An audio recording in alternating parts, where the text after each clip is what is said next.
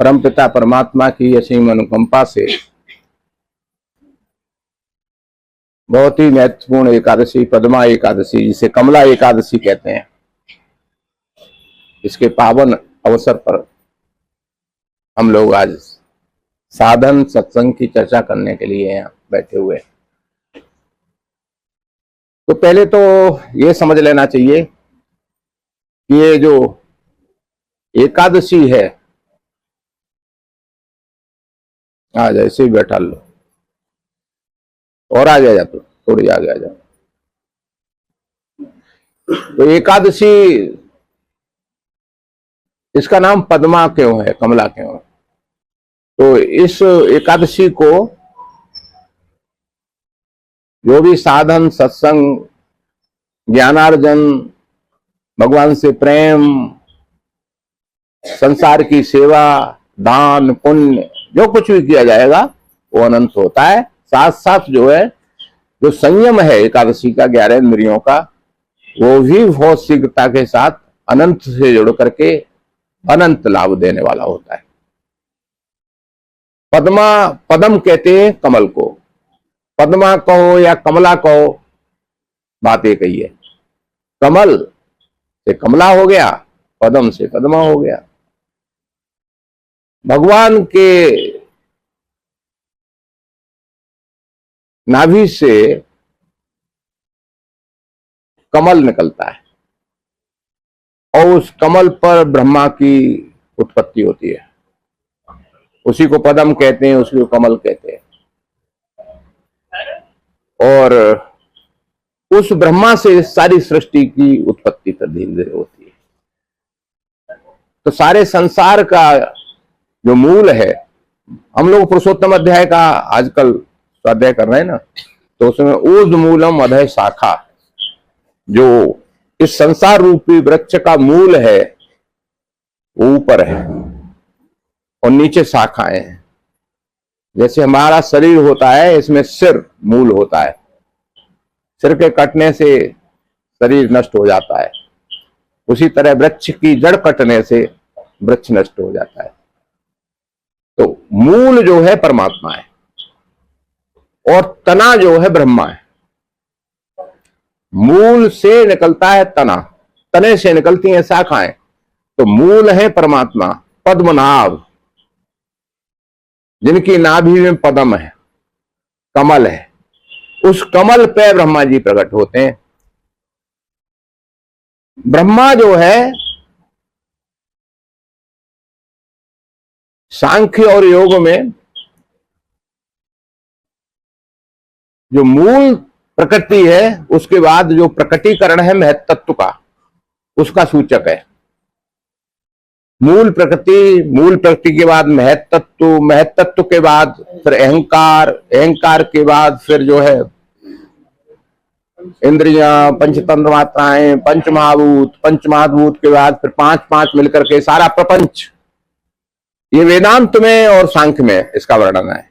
लेकिन जो सगुण उपासना है, सगुण विचारधारा है, साकार विचारधारा है, उसी में ब्रह्मा है। तो ब्रह्मा महत्तत्व है। महत्तत्व से ही फिर अहंकार होकर के अहम की भावना के साथ फिर सारे दो तरह की सृष्टि का उद्भव होता है। एक मानसी सृष्टि है और दूसरी सृष्टि होती है जो स्त्री पुरुष के संयोग से होती है। तो दोनों तरह की सृष्टि बाद में चलती है। मानसी सृष्टि ब्रह्मा ने बनाई तो वे स्थिर नहीं रही। फिर दूसरी सृष्टि प्रजापति उत्पन्न किए, प्रजापतियों से फिर सृष्टि का संचालन हुआ। ये जितने भी हमारे सगुण साकार को मानने वाले जितने भी पुराण हैं, ग्रंथ हैं, उनमें इस तरह की कथाएं मिलती हैं। तो मूल चीज है, कमला का नाम है कमल, नाभि से कमल। परमात्मा की जो नाभि है वो है नभ। ये अनंत आकाश है जो नभ है, ये इतनी बड़ी तो नाभि है उनकी। तो उनका उदर कितना बड़ा होगा? नाभि कहां होती है? पेट में, उदर में। जब नाभि इतनी बड़ी है, आकाश को देखो, ये नभ है, वो उनकी नाभि है, तो पेट कितना बड़ा होगा, फिर वो कितने बड़े होंगे जिनका नाभि मंडल ही नभमंडल है। उस नाभि में, हम नाभि की जब बात करते हैं कि वो पद्मनाभ हैं, यानी कि उनकी नाभि में कमल है, तो हम समझते हैं अपनी नाभि को समझ लेते हैं कि जैसे हमारी नाभि है वैसी वो भी छोटी सी, वो छोटी सी नहीं है, ये नभ उनकी नाभि है। नभ आकाश नीला, जो नीला दिखाई दे रहा है अनंत, ये नाभि है उनकी। फिर उधर कितना बड़ा होगा, फिर वे कितने बड़े होंगे, वो कल्पना में भी नहीं आ सकता, इसीलिए तो वो अनंत है। जब उनकी नाभि ही अनंत है तो उनके अनंत होने में क्या शंका, क्या संदेह, नाभि ही अनंत है। कोई आकाश कोई नहीं नाप पाया अब तक, आकाश में अनंत आकाश गंगाएं, अनंत सौरमंडल, अनंत पृथ्वियां, अनंत चंद्रमा, अनंत सूर्य, कोई गिन नहीं सकता उनको। जिनकी नाभि में इतना सब कुछ है, तो उसमें कमल, अब समझो कमला का अर्थ, उसमें कमल, तो कमल का अर्थ क्या होता है, पद्म का अर्थ क्या होता है। कमल की विशेषता होती है कि कमल रहता है जल में, लेकिन जल के प्रभाव से अलिप्त रहता है, जल का प्रभाव नहीं पड़ता कमल पे। कमल के पत्ते पे, कमल की पंखुड़ियों पे तुम पानी डालो, कमल पे वो उसका प्रभाव, गीला नहीं होता, वो सब लुढ़क जाती हैं, कुछ नहीं रहता है, और पैदा होता है जल में ही, जलज नाम है उसका। पैदा होता है नीर में, इसलिए नीरज नाम है उसका। लेकिन जल में रहते हुए जल से विलग, ये कमल की विशेषता है, ये पद्म की विशेषता है। तो अब विशेषता ये आई कहां से, उसमें जो जहां से उत्पन्न होता है वो वहां उसकी विशेषता लेकर के उत्पन्न होता है। जो बीज होता है ना, बीज की विशेषता वृक्ष में होती है। बीज अगर आम का है तो आम ही निकलेगा उससे, बीज अगर जामुन का है तो जामुन निकलेगा, बीज अगर करेले का है तो करेला ही निकलेगा उससे, कड़ुआ। मीठे वृक्ष का बीज है तो उसमें मिठास वाले ही फल आएंगे। तो कमल, कमला लक्ष्मी को भी कहते हैं, कमला एकादशी लक्ष्मी। अब ये कमला जो है ना, वो नाभि से ही निकला हुआ ही एक शक्ति है। कमल जो है पावर है, जो निकला, कहां से निकला, कमल नाभ से, पद्मनाभ से। और उसके अंदर, कमल के अंदर जो विशेषता है कि वो कमल बिल्कुल निर्लिप्त है दुनियादारी से, संसार से, जल से। जल माने संसार सागर, भव सागर, उससे निर्लिप्त है वो। क्यों निर्लिप्त है, कि वो कमल नाभ से निकला है, जिनसे वो निकला है वो खुद निर्लिप्त है। वो संसार बना के भी संसार के बनाने वाले नहीं है, वो संसार का संचालन करके भी उस संचालन करता नहीं है, वो संसार का विध्वंस करके भी संसार के विध्वंसक नहीं है। कर्ता भाव नहीं है वहां पर, कोई उनका संबंध नहीं है, निर्लिप्त बिल्कुल। इसलिए कमल निर्लिप्त है। तो कमल पे जो बैठा हुआ ब्रह्मा है, महत तत्व है, फिर वो भी निर्लिप्त है। ब्रह्मा को कहीं कहीं कुछ नहीं है कि मैंने बनाया, बिल्कुल निर्लिप्त है वो। तो उसी तरह से जो निर्लिप्त होता है, सारा कुछ करते हुए भी, वो ही उस निर्लिप्त से जुड़ जाता है, मूल से, ऊर्ध्वमूलम अधः शाखा। तो हम सारे हाथ पैरों से, अपने कर्मेंद्रियों से, ज्ञानेंद्रियों से जो कुछ भी करते हैं, मन से करते हैं, हम कर्ता भाव से करते हैं, तब तक हम उस जल से, भवसागर के पानी से प्रभावित हैं, गीले। और कर्ता हो गए तो भोक्ता हो जाते हैं। अगर हम सब कुछ करते हुए भी अकर्ता बने रहे, तो फिर हमारी इंद्रियां फिर उनके नियंत्रण में चलेंगी, जिसकी हम अभी थोड़ी देर पहले यहां चर्चा कर रहे थे। फिर इंद्रियां उनकी इंस्ट्रूमेंट हो जाएंगी। ब्रह्मा भगवान के यंत्र हैं, जो प्रेरणा मिली उसके अनुसार उन्होंने सृष्टि का प्रसार किया। उनकी कुछ समझ में नहीं आया। भागवत में आता है, समझ में कुछ नहीं आ रहा था, क्या करें, चारों तरफ देखा, मैं कहां से आया हूं, तो चार मुंह हो गए, चार तरफ देखा। फिर अंदर जाकर के ध्यान किया, जाकर के वो गए अपने मूल में, गए नाल में जाकर के देखें ये कहां से आया हूं मैं, लेकिन उसका पता नहीं चला, कहीं लौट आए। फिर विकल होकर के जब प्रार्थना की, तब दो शब्द दिखाई दिए, सुनाई दिए, तप, तप करो, तप, त और प, तप करो। तो ये पहला गुरु का आदेश था, वो गुरु है, वो पूर्वे सामप्य गुरु, गुरुओं का गुरु, गुरुओं का गुरु वही परमात्मा है। वहीं से पहला आदेश मिला, वहां से पहला ज्ञान मिला कि तप करो। तप से ही सब कुछ मिलता है। धूप, घाम, वर्षा, सारी बीमारी, बुरी परिस्थितियां, ये सब तप के लिए आती हैं हमारे जीवन में। परिस्थितियां सारी तप के रूप में, लेकिन हम तप न समझ के विपत्ति समझते हैं उनको,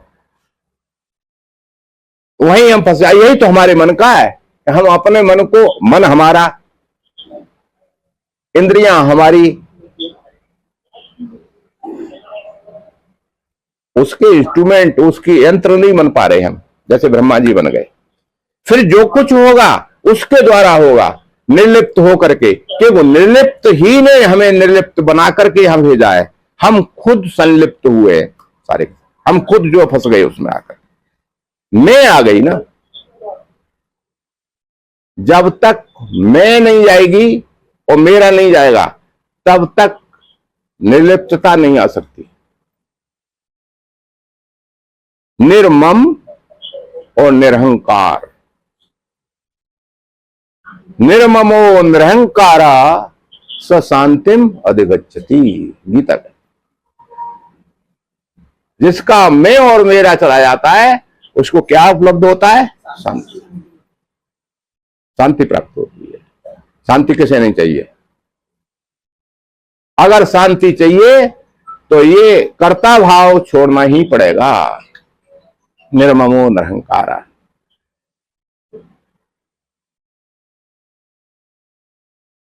तो कमल का अर्थ है कि जल में रहते हुए जल से अलग, संसार के सारे कर्म करते हुए भी अकर्ता।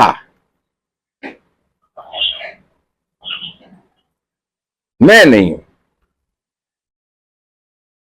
मेरा नहीं है। तो तीन चार सूत्र है उसके लिए। अगर आप संक्षेप में समझना चाहते हैं कि क्या करना चाहिए, साधन है क्या, तो तीन चार चीजों को, तीन ही चीजें या चार चीजें अधिकतर हो सकती हैं, मुख्य मुख्य समझ लीजिए। नंबर एक,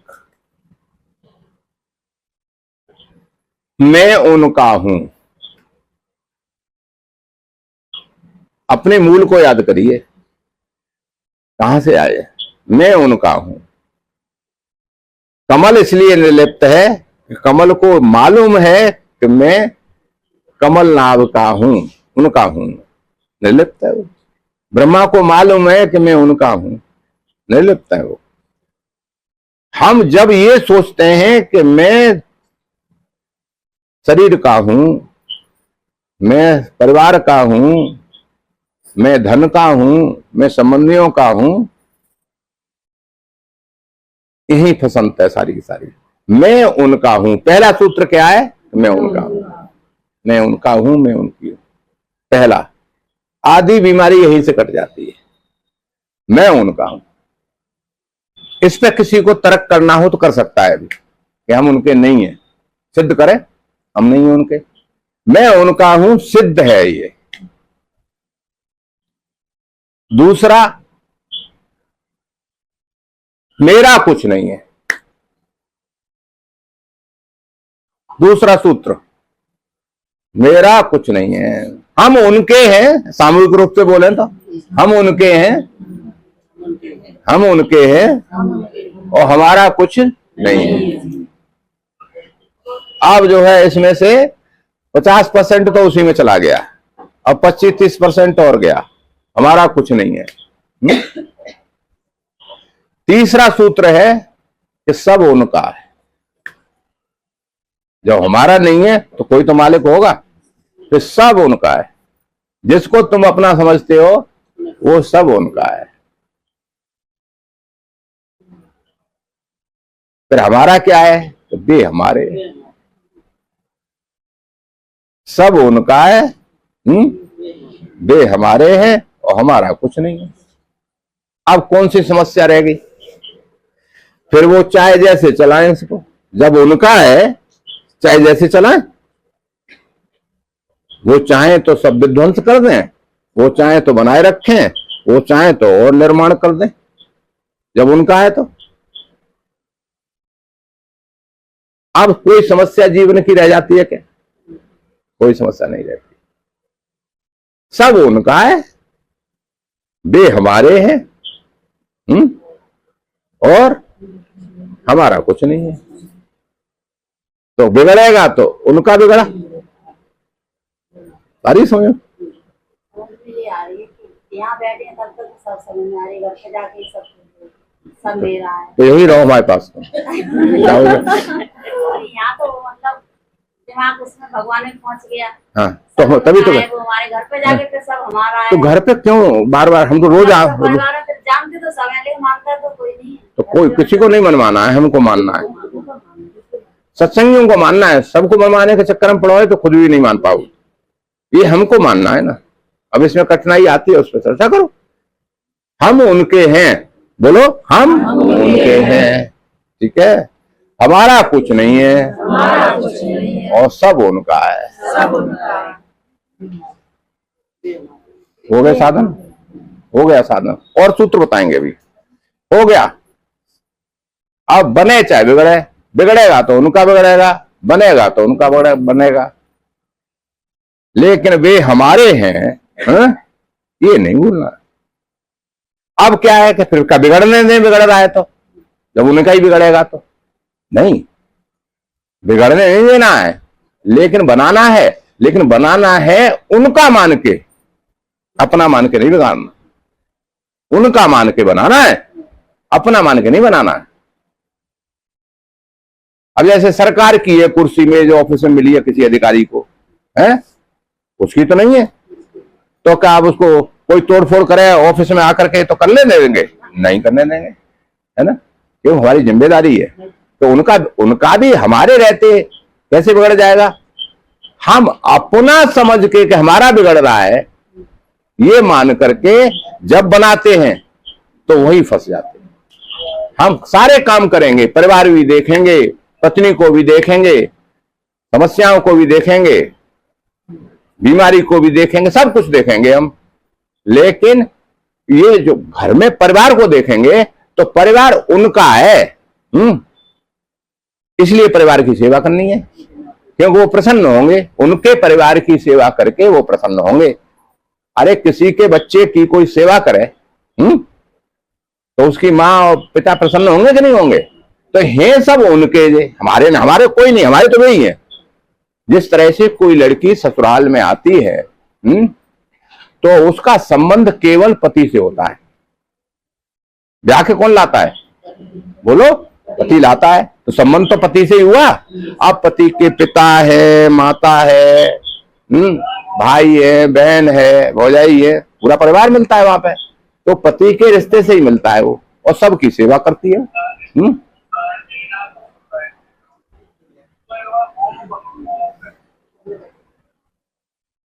तो वो सबकी सेवा करती है। बंद कर दो इसे। बंद कर दो, रिकॉर्ड हो रहा है। तो सबकी सेवा करती है वो, लेकिन किस रिश्ते से करती है? पति के रिश्ते से। तो इसीलिए उनके रिश्ते से सारे संसार की सेवा करनी। सारा संसार किसका है जब हमारा नहीं है तो? उनका है। तो केवल वो ही नहीं है तुम्हारा, अच्छा और भी है, सबकी सेवा करनी है। उसमें सारे जीव जंतु भी आ जाते हैं। अब चिड़ियों को दाना भी देना है, चींटियों को आटा भी देना है, सबकी सेवा करनी है।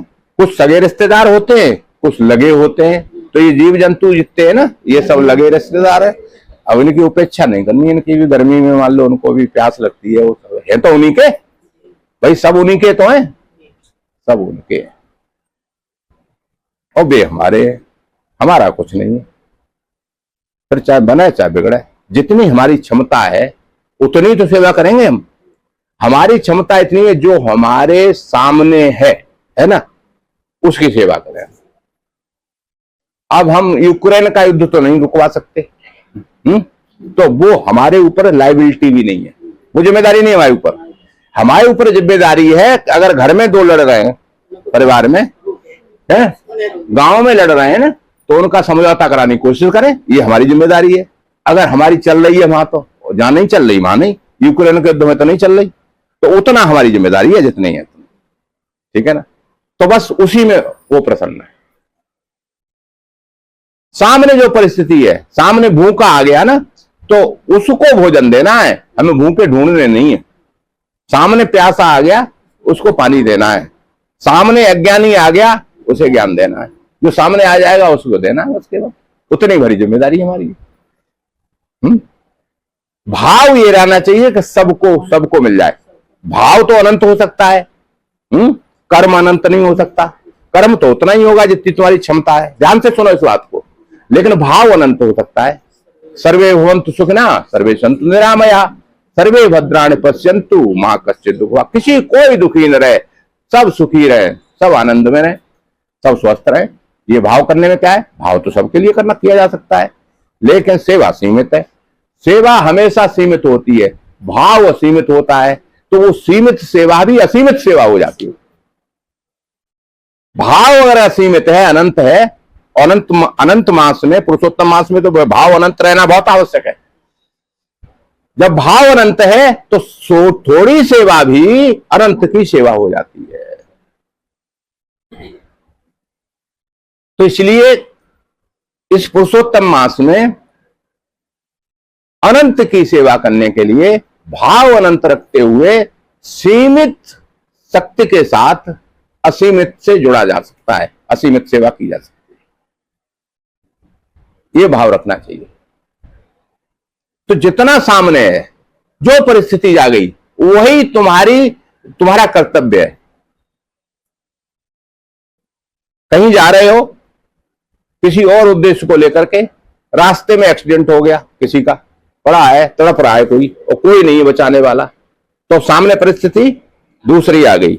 जा रहे थे कहीं दावत खाने, तो अब तुम्हारे लिए क्या जरूरी है? सेवा करना, उसको एम्बुलेंस बुलाना, उसको अस्पताल पहुंचाना, ये जरूरी। तो ये अनंत की सेवा हो गई। जो सामने आया, अब कहीं और हो गया एक्सीडेंट 100 किलोमीटर दूर, टीवी में सुन लिया, वो तुम्हारी लायबिलिटी नहीं है। तुम्हारे सामने जो है, वहां तुम परिस्थिति का सदुपयोग करते हो या दुरुपयोग करते हो। बस यही साधन और असाधन की जो अच्छाई बुराई छुपी हुई है। तो साधन कर रहे हो, असाधन कर रहे हो। सबके सामने परिस्थिति आती है कोई न कोई, और परिस्थिति वही परिस्थिति साधन भी बन सकती है, वही परिस्थिति असाधन भी बन सकती है। मान लो एक्सीडेंट हो जाता है, तो आपने सुना होगा, देखा भी होगा, देखा तो नहीं होगा, क्या सुना तो होगा ही इस तरह का। कुछ लोग क्या है कि मोबाइल उसका ले जाते हैं, कोई जेब में से पर्स निकाल ले जाता है। तो परिस्थिति एक बहुत अच्छी आई थी सेवा की, और उसने क्या, उसको असाधन में बदल दिया। वो चाहता तो सेवा करके उस परिस्थिति से अपना कल्याण कर सकता था, असाधन बना लिया। कोई भी परिस्थिति आती है, कुछ ऐसी परिस्थितियां आती हैं जिनमें हम जो है कुछ बिगाड़ नहीं सकते किसी का, तो अंदर अंदर खुश ही होते हैं तो चलो ठीक रहा। तो ये नहीं होना। हम गांव में सत्संग हो रहा था गंगा दशहरा का, तो हमने 2-3 बातें बताई। ये दशहरा हुआ है ना कल, परसों, है ना। तो दशहरा में, दशहरा का अर्थ क्या है? दशहरा के बाद ही एकादशी आई है। दशहरा क्या है, गंगा क्या है? तो इसको समझते हुए 10 पापों का जिसमें हरण होता है, 10 हरा, 10 पापों का जिसमें हरण होता है गंगा मैया के द्वारा, वो है दशहरा। 10 पाप कौन से? 3 पाप तन के, कायिक, और 3 पाप मन के, मानस पाप, और 4 पाप वाणी के। ये 10 पाप है, इनका हरण होता है। ये निकल जाते हैं हमारे जीवन से। खाली वहां कचला घाट पर डुबकी लगाने से दशहरा नहीं होता, लगा जाए वहां तो जाकर के कई बार उल्टा परिणाम हो जाता है। अगर शुद्ध भाव से नहीं गए, असाधन बना लिया, और वहां जाकर के अगर तुम किसी का कपड़े उतारे के रख दिया, नहाने गया, है ना, वहां सब तरह के लोग जाते हैं ना, तो लाओ कपड़ा ही लेके भाग जाओ, तो नहीं जाते क्या इस तरह के? और तुम गए गंगा में नहाने के लिए, तो जय गंगे हर हर गंगे कह रहे हो, लेकिन ध्यान है कपड़ों पे, तो तुम्हारा भी गया। गंगा नहीं दिखाई दे रही, वस्त्र दिखाई दे रहे हैं। तुम भी गए, वो भी गया, असाधन हो गया ये सारा का सारा। तो वो पाप जो 10 हैं जिनका हरण होता है, वो यहां से भी हो सकता है बिना गंगा पे जाए। गंगा एक भाव है, अगर उस भाव को जागृत नहीं कर पाए तो फिर तुम नदी नहाओगे, गंगा स्नान नहीं मिलेगा। नदी तो सब नहा लेते हैं, तो नदी नहा लो, नहर नहा लो, बम्बा नहा लो, घर में बाल्टी भर के नहा लो, क्या फर्क पड़ता है? तुम नदी नहा के चले आए, गंगा नहीं नहाई तुमने। गंगा तो वो है जो पवित्र करती है, और पवित्र वही होता है जो वहां पवित्र भाव से जाता है, वही पवित्र होता है। भाव, पहले पुरानी परंपरा थी, गंगा नहाने के लिए लोग पहले घर पर नहा के जाते थे, और गंगा स्नान के बाद फिर नहाते नहीं थे, घर पे नहा करके, यानी मैल पहले ही छुड़ा के जाओ सब, भाई रगड़ के मत छुड़ाओ अपने मैल। तो भाव है एक, तो मैल छुड़ाना क्या है? भीतर से अंदर से पवित्र होके पहले जाओ यहां से, फिर स्नान करो। तो नदी नहीं स्नान करनी, गंगा स्नान करनी है। तो वो गंगा जो है 400 कोस से भी अगर उसका नाम ले दो, वो भाव वाली गंगा, तो पवित्र कर देती है। शास्त्र में श्लोक है उसका, गंगा गंगा गंगेत यो ब्रूयात योजना नाम सतैरप।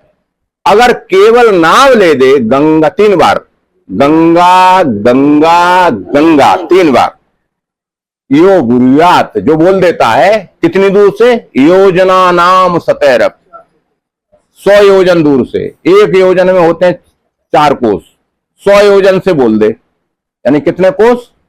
400 कोस से। केवल 3 बार नाम ले दे उस भावना के साथ, तो क्या फल क्या है उसका? गंगा गंगा गंगेत यो ब्रूयात योजना नाम सतैरप मुच्यते सर्व पापेभ्यो, सारे पापों से छूट जाता है। और फल क्या होता है?